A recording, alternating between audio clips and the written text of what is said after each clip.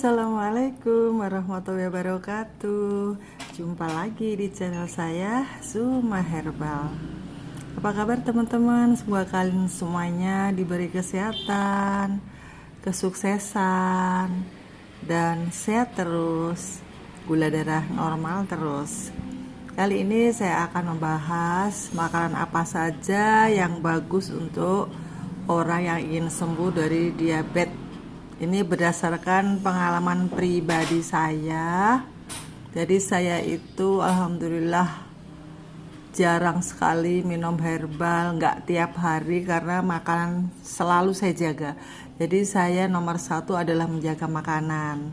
Nomor 2-nya baru saya minum obat-obatan alami, tapi ya karena dari pola makan itu saja sudah insya Allah sudah menyembuhkan.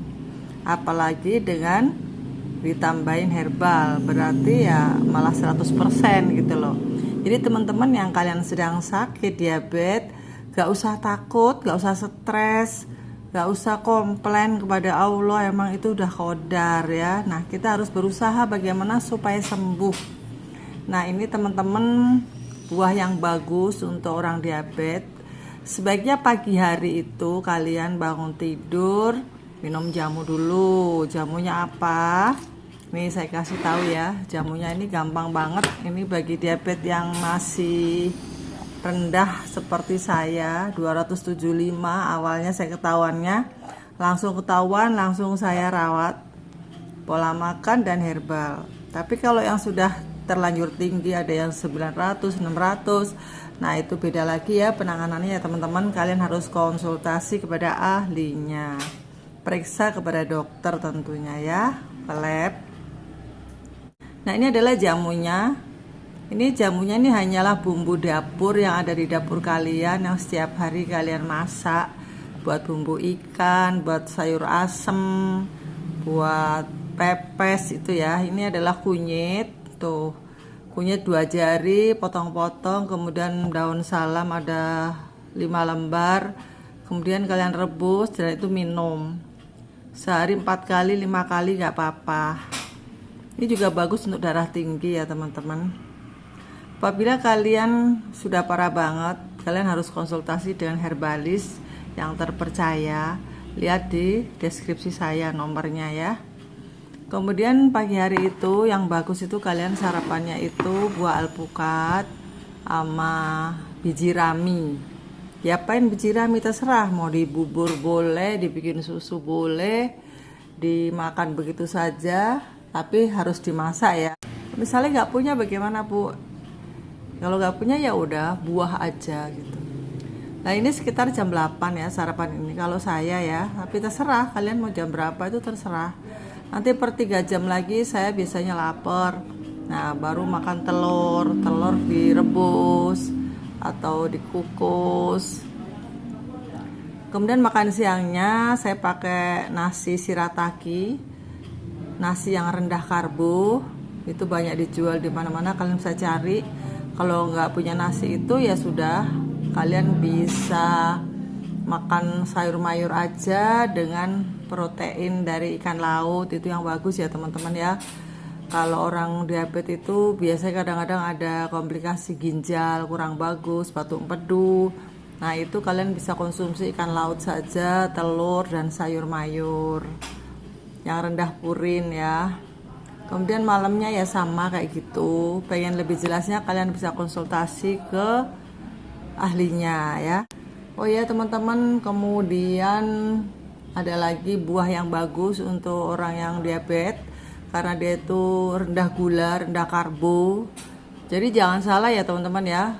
Buah itu memang bagus, untuk siapapun bagus yang mereka itu sehat. Seperti mangga, pisang, itu bagus. Apalagi orang jantung. Orang yang sakit jantung itu memang dianjurkan makan pisang. Tapi kalau dia itu tidak ada diabetes, tidak ada penyakit kencing manis. Karena pisang itu gulanya sangat tinggi dan karbonya juga tinggi otomatis. Satu buah pisang itu karbonya 26 gram. Nah, yang bagus apa dong? Yang bagus itu strawberry. beri-berian, beri hitam. Itu bagus banget. Dia juga bisa melancarkan kencing, diuretik. Kemudian strawberry itu vitamin C-nya sangat tinggi. Dia juga bagus untuk asam urat, sakit asam urat ya.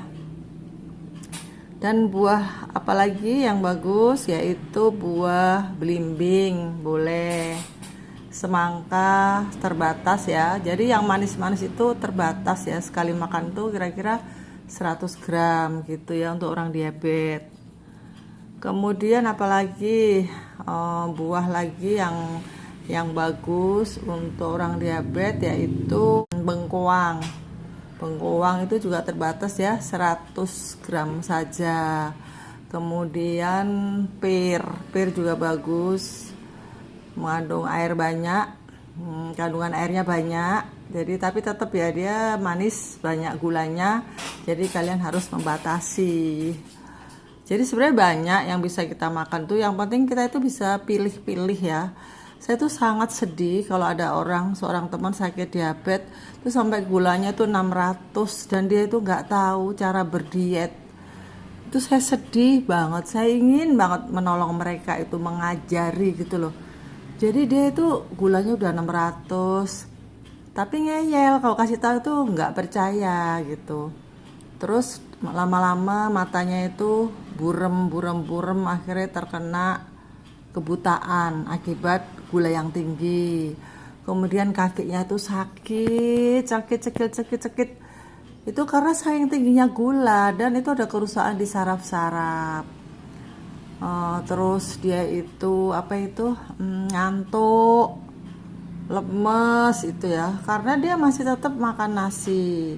Aku sudah bilang sebenarnya gini, Pak, kurangin karbonya itu. Udah kok, saya sudah gak makan nasi, kata dia. Makannya apa dong Pak, aku gitu. Saya makan nasi merah Bu, sama nasi itu dari India gitu, gak tahu mereknya apa, pokoknya dia bilang gitu. Loh Pak, walaupun nasi merah, nasi hitam itu Bapak cek dulu deh karbonya berapa. Lalu saya bantu cek, ternyata beras merah itu kandungannya hampir sama dengan nasi putih, sedikit banget selisihnya itu, dan itu tidak berarti apa-apa. Tapi keuntungan beras merah itu masih ada seratnya ya, seratnya itu masih tinggi. Tapi tetap aja karena karbonya itu masih ya sekitar 20 lah per 100 gram itu. Kalau nasi putih kan 22, nah nasi merah itu sekitar 19 gitu. Nah itu kan gak jauh bedanya gitu loh. Kemudian dia akhirnya bilang, saya makan ini kok Bu, kentang. Terus saya ganti dengan gembili. Nah akhirnya saya kasih tahu semuanya nih Pak, gembili itu karbohidratnya itu hampir sama juga dengan nasi. Per 100 gramnya itu gembili malah lebih tinggi dari nasi ya, gembili itu sekitar 25. Ya kurang lebihnya segitulah. Singkong juga tinggi. Jadi kita harus cek ya, jangan percaya omongan orang. Caranya ngecek bagaimana sih? Caranya ngecek tuh gampang. Nih misalnya kalian ketik aja ya di Google, gembili karbohidratnya berapa, udah tulis aja begitu atau pakai suara. Nanti kan nongol jawabannya. Pasti nongol ada karbohidrat, vitamin, serat, gula. Di situ semua kandungan tuh berderet. Nah, kalian bisa lihat. Kalian fokus ke kandungan gula, karbohidrat dan serat. Jadi caranya ngitung bagaimana? Nih, misalnya alpukat ya. Atau ini aja deh, brokoli ya. Brokoli misalnya. Brokoli karbonya itu per 100 gram. Biasanya per 100 gram ya. 7 misalnya begitu ya. Kemudian di situ ada tulisan lagi serat 4, gula 0 misalnya ini ya, karena saya juga nggak hafal ya, saya harus lihat daftar juga teman-teman, saya nggak hafal. Nah nanti di situ misalnya karbonya 7, diambil serat itu bisa menghilangkan karbo ya. Kalau ke seratnya 3 berarti 7 diambil 3 dong, tinggal 4. Kemudian itu ada kandungan gulanya 1 misalnya. Ya udah ditambah lagi 1, akhirnya jadi berapa itu, sekitar 4. Nah gitu teman-teman ya. Kemudian kalau kalian beli susu atau apa aja makanan yang dalam kemasan, itu biasanya ada di belakangnya itu info nutrisi, itu kalian cek fokus ke karbo dan serat. Jadi karbo diambil serat ditambah gula, itu net cupnya segitu berapa gitu. Oke teman-teman, kayaknya hari ini memang saya nggak masak ya. Jadi saya nggak ada masakan yang harus saya share ke kalian. Saya hanya mengingatkan aja, jangan lupa dietnya supaya kalian bisa sembuh tuntas dan nanti pulang kampung tahun baru ketemu keluarga di sana, kita lagi sehat gitu kan, enak. Jadi jangan putus asa, dan yang paling penting kalian tuh harus bahagia. Kalau kalian tuh bahagia, itu penyakit-penyakit pun cepat sembuh ya. Saya nggak bilang langsung sembuh, tapi membantu penyembuhan gitu loh. Jadi kalau kalian tuh memang udah dikodar sakit sama yang maha kuasa, sama Allah, sama Tuhan kita, dikodar sakit kanker misalnya, itu ada ya temanku yang gitu. Tapi dia tuh bawaannya marah, malahan marah-marah, stres, jadi kayak menyalahkan keadaan. Nah itu justru yang bikin kalian tuh tambah parah gitu loh teman-teman. Jadi kalau kalian tuh diberi sakit sama Allah, berarti kalian tuh disayang. Kalau kalian tuh diberi cobaan di dunia, itu kalian akan diangkat derajatnya nanti. Jadi kalian harus ikhlas, bersyukur, tapi berdoa minta kesembuhan tuh pada Allah dan berikhtiar ya. Jadi nggak boleh marah-marah, menyalahkan keadaan, menyalahkan qadar, itu jangan, justru itu mempersulit penyembuhan gitu loh. Jadi kalau kita orang muslim ya banyak berdoa, banyak sholat, banyak zikir, banyak sholat malam, banyak istighfar. Nah itu nanti Allah akan mendengarkan gitu. Nggak boleh marah-marah, nggak boleh ada beban pikiran. Kalau ada berita-berita yang tidak enak didengar, ya sudah, lupakan saja, pasrahkan sesuatu pada Allah gitu loh teman-teman ya. Jadi orang yang biasanya sakit kanker, diabetes, itu katanya itu awalnya itu dia itu pemarah, keras kepala. Nah setelah sakit, marilah sekarang introspeksi diri, kita mulai bersabar. Kalau ada masalah yang menjengkelkan, ya udah lupakan saja, kita cari hiburan sendiri. Bagaimana caranya bahagia itu yang tahu ya kalian sendiri gitu ya. Apa yang kalian suka, ya udah itu lakukan gitu loh. Nah oke teman-teman, bagi yang belum subscribe silahkan subscribe, jangan lupa tekan tombol lonceng. Apabila nanti saya bikin video-video yang baru, kalian tidak ketinggalan.